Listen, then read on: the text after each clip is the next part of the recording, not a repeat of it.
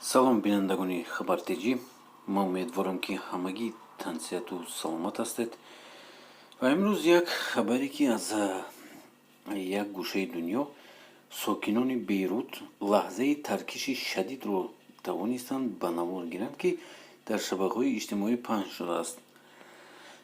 ва ман ба шумо гуфтаниям ки қувваи таркиш ба ҳадде буд, ки тарҳизаҳои бинаҳои шикаста чандин манзилҳою квартираҳо домҳо фурӯ рафтанд. Ин гуфта мешавад, ки ба санге ки аз осмон омада буд дар Челябинск ду баробари ҳавай буд. Таркиши ҳавай, яъне агар ҳавай мезад ба замин ҳамин хел таркиш медод. феълан маълум нест, ки миёни харобаҳо чӣ миқдор мардум қарор дорад.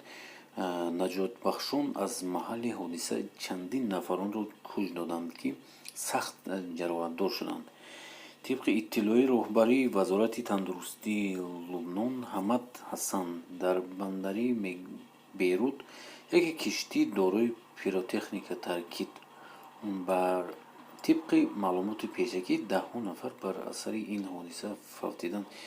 ин даҳ нафар нест, ин 70 нафар мурдагии одамо, 70 нафару қариби 1000 нафари дигар дар больница афтиданд. лёгкие травма. неки таркиши бисёр ҷадиде буд, ки радиуси 4 километрро гирифт. дар 4 километр ягон чиз намонд, на мошин, на одам, на хона. шумо чӣ фикр доред, дӯстони азиз? ҳатман нависед, чаро ин таркиш шуд?